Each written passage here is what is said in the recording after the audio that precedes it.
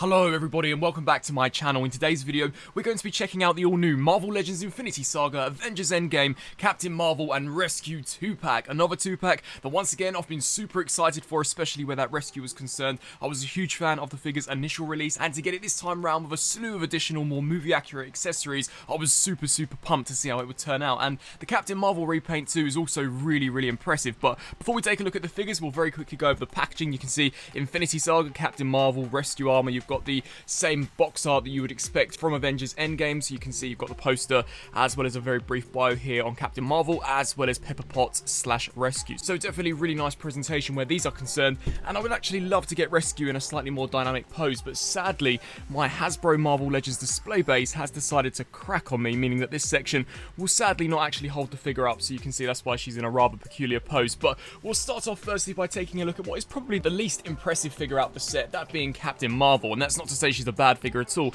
but for the most part she is just a simple repaint. Now the head sculpt is brand new, of course, to match her appearance in Endgame, and I actually think this has turned out really well. Much like the Nomad Captain America, it's by no stretch of the imagination a perfect sculpt, and it's probably on the weaker side, but it definitely isn't too bad at all. You can certainly see Brie Larson in there, and I think the actual hair texture detail has turned out really well. Certainly does recreate her appearance from the movie, and we've got some really nice looking paint going on there, which is excellent. You can see here from a side perspective, you can see that 3D printing technology in full effect here, and from certain angles you can definitely tell who this is supposed to be. Now the main body, I believe, is just a complete recolor of the previous MCU Captain Marvel we got. We now have got this additional sash applied over the top, which also has been sculpted and painted really nicely, and I actually think the colors on this particular figure look fantastic. The blue they've used, the reds, as well as the golds, all of it just complements each other so well, and it really has turned out excellent. You can see you've got the nice gold detailing there for her insignia, turning our attention to some of the finer details of the suit. You can see the gold for the most part has all been applied really nice and precisely.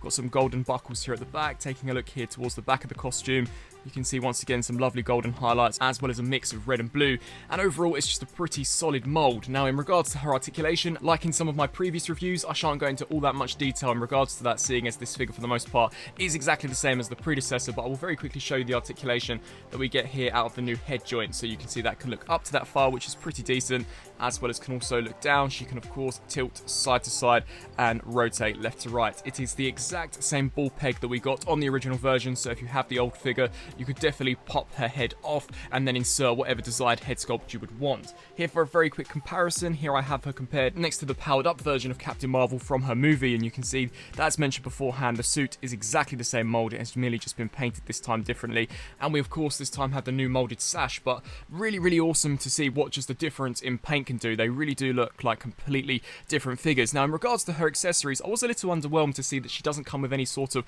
firepower, any sort of blast effects, as of course in the movie, when she actually makes her almost grand debut in the final battle, she does smash through the battleship, and of course she's fully powered up. So an alternate head sculpt with maybe transparent hair or transparent eyes, just something, would have been really awesome. But all we really do get is the nano gauntlet that they are passing around towards the end of the movie, and the sculpt work on this is really impressive. You can see here impeccable looking detail, and the actual paint on this too looks fantastic. You've got all of the Infinity Stones picked out in their respective colours, and if you were so inclined, you could actually pop her fist clean off, and the way they've actually cast this, you could actually holster that over the top. It's not a perfect fit, but it definitely isn't bad, and for photography or display options, this is something that can definitely work. Now whilst we've got one of her fists popped off, she does come with a few interchangeable hands, so we get these almost karate chop-esque type pair of hands. The detail on these looks fantastic. You can see really nice looking sculpt work. I believe these are the same sculpt that we saw previously on the original version, so not much going on here. However, they've just been cast out of complete blue plastic this time around, and then we also do get a more relaxed pair of hands, so you can see there how that gesture looks,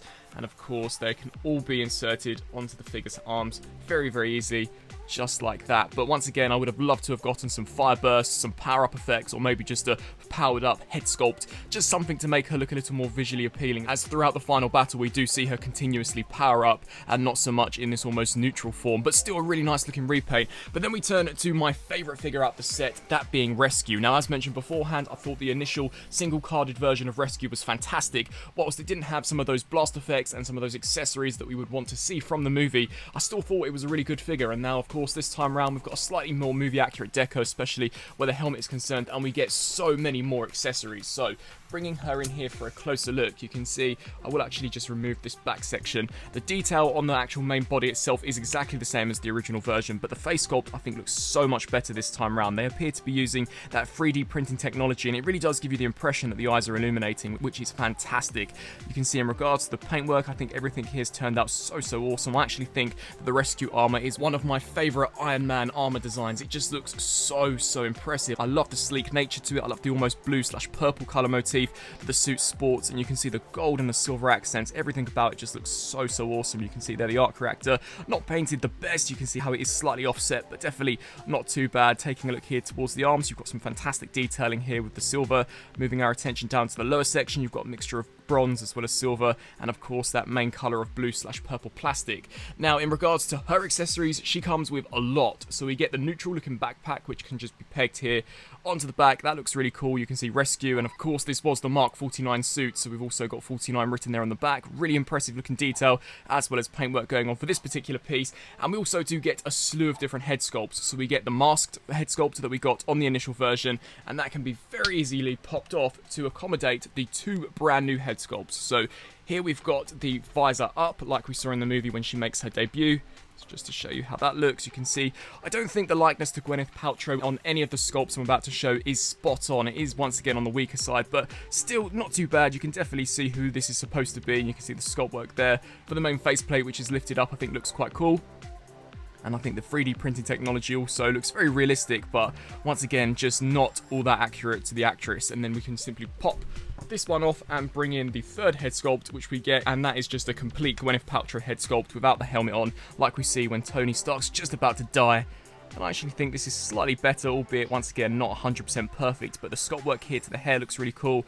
And you can see the really nice looking detail going on for the face. We also do get included a pair of blast effects, or repulsor blasts. Sadly, she doesn't come with any actual repulsor blasting hands. We sadly only get the same pair of fisted hands that we got on the original version, and I would have loved to have gotten some interchangeable hands. So these repulsor blast effects really can only be inserted into her feet, but considering this is a look that we see in the movie, I guess I can't complain all that much, and it is nice that they did actually include them. But turning our attention to the secondary backpack attachment, now this is actually a little more interesting than I initially suspected. So we get these two additional attachments, and we also do get these two flaps. Now these are pre-installed fresh out of the packaging, and for those who own the original version, you'll know exactly what these are. These are literally what we got on that original single carded release, and in order to actually insert these particular pieces, you have to pop these off and then reinsert these particular pieces on.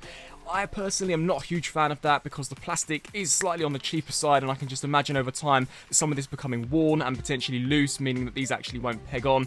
So that is slightly a shame, but I still think that the functionality of it works relatively okay for now. They simply do just pop on there to the back, and you can see how that certainly does create the look from the movie. You can see some really nice looking paint detail, and much like the suit, I think the colour of cast blue/purple plastic they've used looks fantastic, and you've got all of those awesome blue highlights. Sadly, we're unable to create that almost massive hand cannon that we see in the movie, so where she sort of forms something here at the front, you're not really able to do it this time around, seeing as it does actually have to be attached to the backpack. But just to show you how that looks, you simply just peg that on there.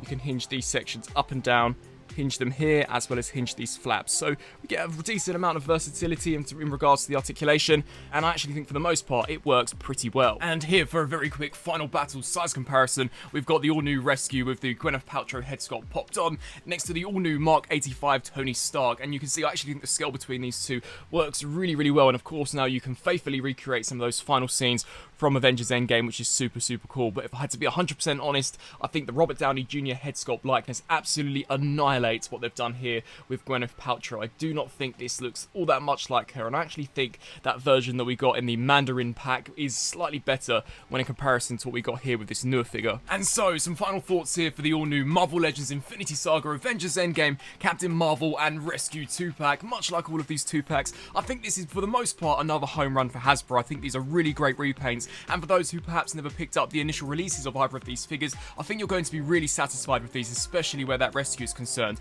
Captain Marvel, of course, is always going to be a simple repaint, as essentially that's all her costume was in the movie, so I can't really complain all that much. And whilst I don't think her head sculpt is 100% spot on, it's definitely a lot better than the original version. Sadly, I don't own the original version in my collection anymore, and merely just have that power-up release, but the original version didn't look all that much like Brie Larson, whereas I think this one is definitely closer. I think the hair sculpt looks fantastic, the paint actually applied to the costume as well looks awesome, and it's just a really good mold in general. I also do like how she does come with quite a good array of accessories in regards to different hand sculpts and of course the nano gauntlet, but I would have loved to have gotten some power-up effects, maybe if they could have just taken them from that initial power-up version of Captain Marvel, some of those circular ball hand effects, or some of those Scarlet Witch magic effects cast in orange. That would have been a really nice inclusion, but that really is just a minor critique, as I think the main selling point for this set is Rescue, and she, for the most part, is 100% flawless. The actual mold itself is awesome, and the fact that we now get that awesome back attachment really does set this apart from the original version. I love that we do get the repulsive blast effects, and she also comes with some great head sculpts. Whilst they too may not be 100% spot on